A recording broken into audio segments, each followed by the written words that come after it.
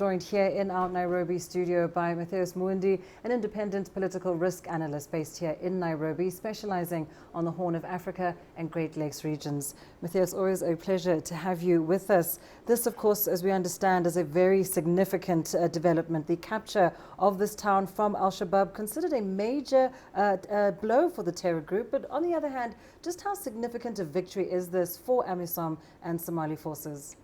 It is a psychological blow to the militant group Al-Shabaab, considering that they have been in control of this town for a number of years. When you look at the region of Lower Shabelle in southern Somalia, that is the heartland of Al-Shabaab. So for them to lose a key town like this, it's something which represents a psychological blow.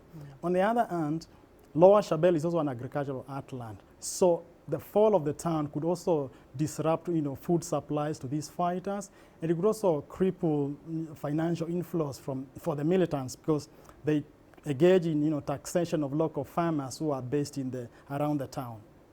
So what you're saying then is that this is not only a psychological blow for Al-Shabaab, but also a financial one. Just talk us through some of the other local sources of funding beyond agriculture that these militants are relying on. The biggest source of funding for Al-Shabaab in southern Somalia has always been trading in charcoal and illegal taxation of anybody doing business in southern Somalia. They control the regions of Lower Shabelle and Jubaland, which are some of the agriculturally rich areas of Somalia. So if anybody is doing business in these regions, they are likely to come across Al-Shabaab checkpoints which demand a certain percentage, and that is what has been used to fund operations by the group, considering that international restrictions on financial inflows into Somalia have restricted external funding for the group. So in a sense, though, to choke the funding of Al-Shabaab indeed is important for AMISOM forces, for the Somali armed forces, but we've still seen that Al-Shabaab is able to carry out some very powerful, very brazen attacks throughout the country. How do we balance this progress and at the same time defeat? One of the biggest changes of strategy by Al-Shabaab happened when they lost Mogadishu a couple of years ago.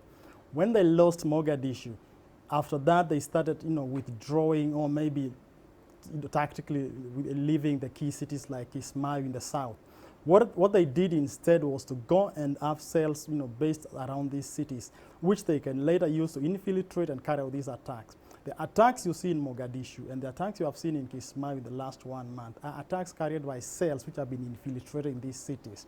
The other element is that when you look at the sophistications of some of the attacks you see in Mogadishu, they indicate a level of infiltration also of the Somali security forces, who could maybe be sharing intelligence with some of the members of Al-Shabaab.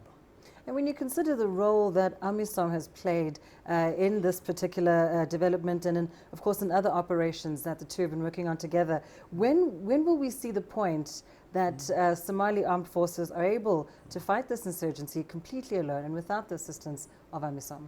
It is coming close to 10 years since AMISOM went into Somalia, and there's been a lot of financial and military investment into the Somali security forces, but they have not been able to be in a position whereby they can defeat this insurgency. So as AMISOM starts the process of drawing down in terms of its operation in Somalia, possibly the next thing they need to think is about having a political discussion with the moderate elements in Al-Shabaab and see whether they can come to a consensus and have a government which can run that country. Because we have seen in 10 years, the military option has largely failed to defeat Al-Shabaab. And yet at the same time, the pulling out of AMISOM forces might be seen as an opportunity for Al-Shabaab. A complicated situation indeed. Thank you so much, Mathius Muindi, joining us here in our Nairobi studio.